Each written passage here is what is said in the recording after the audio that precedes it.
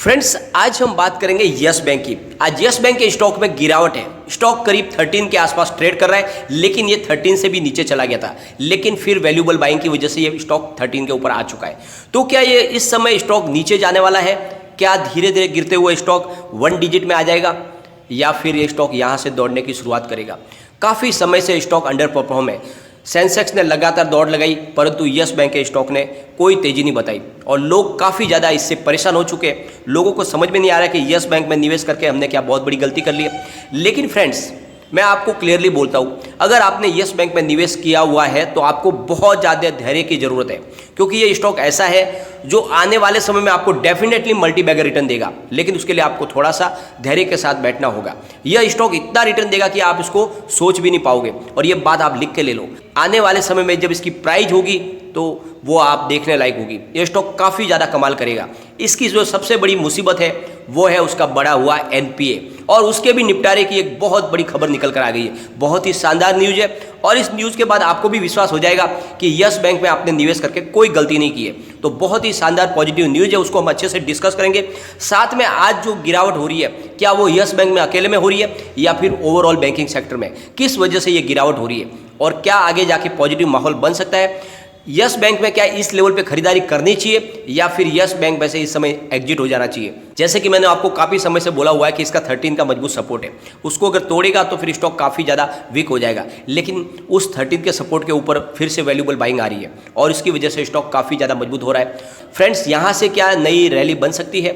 यह स्टॉक बहुत जल्द आगे दौड़ सकता है। तो सारी की सारी संभावना तलाशेंगे और जानने की कोशिश करेंगे कि आने वाले समय में यस बैंक का क्या भविष्य हो सकता है और जो इसकी मुसीबत है क्या वो खत्म होने वाली है। लेकिन फ्रेंड, उससे पहले अगर आप पहली बार हमारे चैनल पे आए तो चैनल को सब्सक्राइब कर दीजिए। चलो फ्रेंड्स, वीडियो स्टार्ट करते हैं। मैं हूं आपका दोस्त एसबी दवे और हमारे अपने चैनल ऑनलाइन कमाई में आपका बहुत बहुत स्वागत है। फ्रेंड्स, मैं अभी डेली यस बैंक पे अपडेट नहीं देता हूं, लेकिन जब भी कोई बड़ी लेटेस्ट अपडेट निकल कर आती है तो उससे अवगत करा देता हूं। तो एक बहुत अच्छी और बहुत बड़ी खुशखबरी यस बैंक के लिए निकल के आ रही है। जैसे कि आपको पता ही होगा, यस बैंक की सबसे बड़ी मुसीबत है उसका बढ़ा हुआ एनपीए। अब उससे निपटारे का एक बहुत बड़ा रास्ता निकल चुका है, उसको हम अच्छे से डिस्कस करेंगे। तो चलते हैं हम अपडेट की तरफ। Friends, national asset reconstruction company limited, यानी जिसको हम बैड बैंक के नाम से भी जानते हैं, इस पर पहले चरण में 8 सरकारी बैंकों ने निवेश कर दिया है, यानी इसकी शुरुआत हो चुकी है। सरकारी बैंकों ने इसमें इन्वेस्टमेंट कर दिया है। इसकी जानकारी ऑलरेडी अभी लाइव मिंट के ऊपर आ चुकी है। ताजे कॉरपोरेट फाइलिंग के मुताबिक कैनरा बैंक ने बैड बैंक में 10 रुपीज़ के मूल्य के करीब 1.2 करोड़ शेयर खरीदे। इसी तरह से bank of Baroda, state bank of India, union bank of India और इंडियन बैंक ने 99 लाख शेयर खरीदे। साथ में Punjab national bank, bank of India 90 lakh share खरीदे, जबकि बैंक ऑफ महाराष्ट्र ने 50 लाख शेयर खरीदे। इसी तरह से बैड बैंक में मिला जुलाकर निवेश करीब 74.6 करोड़ रुपीज़ का हो गया है। इस मामले की जानकारी रखने वाले सूत्र ने बताया यह बैड बैंक में शुरुआती निवेश है। आगे NARCL कंपनी में तमाम प्राइवेट बैंकों समेत कई निवेशक जुड़ सकते हैं। गौर कर लीजिए फ्रेंड्स, जैसे कि पहले कहा जा रहा था कि यह बैड बैंक प्राइवेट बैंकों के लिए नहीं बल्कि सिर्फ सरकारी बैंकों के लिए है, तो ये बात नहीं है। इसमें अब प्राइवेट बैंक भी आगे जाके जुड़ने वाली है, तो इसका मतलब यस बैंक भी इसकी पार्टनर बन सकती है। बैड बैंक के हिस्से के रूप में एक एसेट मैनेजमेंट AMC बनाई जाएगी।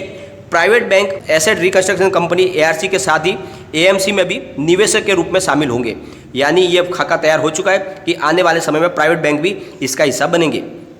हालांकि अभी प्राइवेट बैंक अपने बोर्ड से इस पर मंजूरी लेने की प्रक्रिया में है। सूत्र ने आगे बताया कि ऐसा होने पर बैड लोन की समस्या से निपटने के लिए पर्याप्त पूंजी होगी। तो इस तरह से इसमें सरकारी बैंकों के साथ में आगे जाके प्राइवेट बैंक भी जुड़ेंगे। तो इसका मतलब बहुत जल्द यस बैंक के एनपीए के निपटारे की भी तैयारी हो चुकी है, और इस एनपीए के निपटारे के बाद यस बैंक फ्रेश रूप से नई शुरुआत करेगी और बहुत जल्द अपनी नई उड़ान भर सकती है। बता दें कि NARCL का मुंबई रजिस्ट्रेशन हो गया है। इसका शुरुआती paid up capital 74.6 crore rupees का है और जल्द ही केंद्रीय बैंक के पास एक ARC के तौर पर काम करने के लिए लाइसेंस के लिए आवेदन करेगी।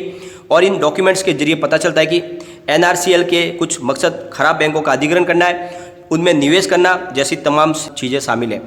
तो ये NRCL जो है आगे जाके जो बैंक अच्छे से काम नहीं करे उनका अधिग्रहण भी करेंगे और उनमें निवेश भी करेंगे।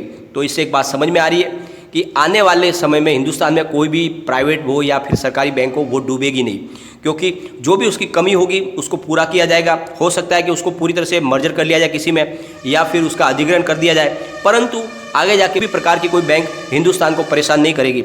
इसकी तैयारी बेड बैंक के द्वारा कर दी गई है। तो आप निश्चित हो जाइए, जो यस बैंक है उसका भविष्य अब उज्ज्वल है। आने वाले समय में यस बैंक के लिए 2-3 रास्ते खुले हुए फ्रेंड्स।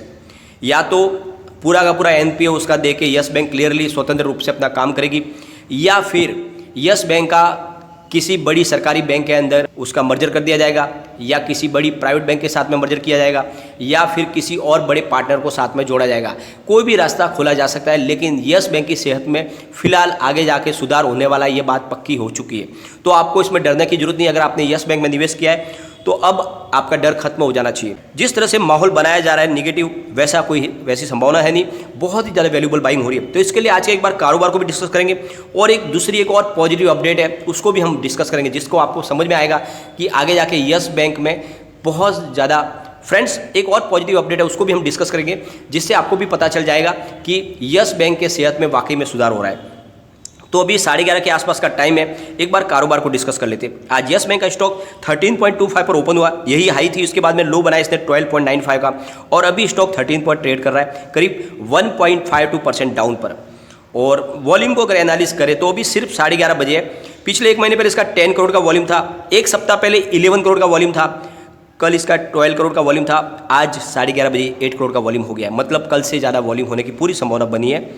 अगर बीएससी की बात करें तो 1,05,27,000 का वॉल्यूम हो चुका है, और 68,64,000 की डिलीवरी उठाई गई है, और डिलीवरी का परसेंटेज बहुत ही ज़्यादा है, यानी 65.21%। तो इससे एक बात समझ में आ रही है, लोग इसमें बहुत ज़्यादा खरीदारी कर रहे हैं, बड़े फंड हाउस इसमें खरीदारी कर रहे हैं। एनएससी की बात कर लेते हैं। 5,99,20,000 का वॉल्यूम हो चुका है, और 2,97,07,000 की डिलीवरी उठाई गई है, और डिलीवरी का परसेंटेज यहाँ पर भी 49.58% है। तो बहुत ही अच्छी डिलीवरी बेस्ड काम हो रहा है। ये खरीदारी, और उसके पीछे वजह है बहुत बड़े म्यूचुअल फंड, उसमें खरीदारी लगातार बढ़ रही है। और इसको जानने के लिए हम जून क्वार्टर के एक बार शेयर होल्डिंग पैटर्न को डिस्कस करेंगे, जिसको आपको भी समझ में आ जाएगा कि आपको फंसाया गया है और आपके हाथ से बाद में सारा माल आपसे छीन लिया है। ये बात आपको क्लियरली समझ में आएगी। तो म्यूचुअल फंड ने भी अपनी होल्डिंग बढ़ा दी है इस क्वार्टर 1 के दौरान। नए क्वार्टर में 0.3% थी उसकी होल्डिंग, उसको बढ़ा के 0.73% कर लिया। बहुत ही भारी मात्रा में उनकी होल्डिंग बढ़ी है। Number of mutual fund increase हो चुके हैं, पहले 23 थे, उसकी जगह पे 25 हो चुके हैं। एफआईआई ने अपनी होल्डिंग को जरूर कम किया है, तो 13.77 थी उनकी होल्डिंग, उसको घटा के 10.45% कर लिया है जून क्वार्टर के दौरान। और इसके वजह जो है कि इन्होंने पहले निवेश किया था और काफ़ी समय निकल चुका है। एफआईआई फिलहाल बाजार से अपनी प्रॉफिट बुक कर रहे हैं, और इस वजह से उनकी होल्डिंग कम हुई है। लेकिन इसके लिए एक अच्छी बात यह है कि एफआईआई का रुझान इस स्टॉक की तरफ बढ़ा है। एफआईआई की संख्या में बहुत भारी बढ़ोतरी हुई है, यानी 472 एफआईआई थी क्वार्टर 4 के दरमियान, उनकी जगह पे अब 487 हो चुके हैं क्वार्टर 1 में। तो एफआईआई की संख्या में बढ़ोतरी हुई है, इसका मतलब उनका रुझान इस स्टॉक की तरफ जागा है, क्योंकि स्टॉक काफ़ी अंडर वैल्यू है। और साथ में इंस्टीट्यूशनल इन्वेस्टर ने भी अपनी होल्डिंग कम की है, उन्होंने इसमें अपना प्रॉफिट बुक किया है। और ये जो इंस्टीट्यूशनल इन्वेस्टर है वो सब एफपीओ के टाइम में जिन्होंने निवेश किया था 12 रुपीज़ के आसपास, उन्होंने अपना प्रॉफिट बुक किया है। तो 16.49% थी उनकी होल्डिंग मार्च क्वार्टर में, उसको घटा के उन्होंने 57.55% कर लिया है जून क्वार्टर में। तो इससे एक बात समझ में आ रही है कि म्यूचुअल फंड इसमें खरीदारी कर रहे हैं। आने वाले समय में इसमें बहुत अच्छी आपको प्राइस देखने को मिलेगी, तो थोड़े से धैर्य के साथ आप इसमें बने रहे, डेफिनेटली आपको बहुत अच्छा इसमें रिटर्न मिलेगा। और आपका नज़रिया कम से कम 2 से 3 साल का रखें। फ्रेंड्स, मैं आपको आज इस लेवल पे बोलता हूँ कि अगर आप सिर्फ 3 साल का स्टॉक को होल्ड करोगे तो ये 3 डिजिट में जाता हुआ आपको दिखाई देगा। तो आपका जो भी लॉस है वो सारा कवर हो सकता है। बस आप इसमें बने रहे, क्योंकि स्टॉक का भविष्य आगे जाके बहुत ज़्यादा उज्जवल होने वाला है, और एनपीए का भी निपटारा बहुत जल्द हो जाएगा। तो आपको घबराने की कोई जरूरत नहीं है, आप इसमें बने रहे। लेकिन फ्रेंड, कोई भी इन्वेस्टमेंट करने से पहले अपने फाइनेंस एडवाइजर से एक बार एडवाइज ले ले, या अपना खुद का रिसर्च करें, क्योंकि मैंने वीडियो आपके एजुकेशनल पर्पज के लिए ही बनाया। वीडियो पसंद आए तो लाइक शेयर जरूर कीजिए, और चैनल को सब्सक्राइब कर दीजिए। Thank you friend.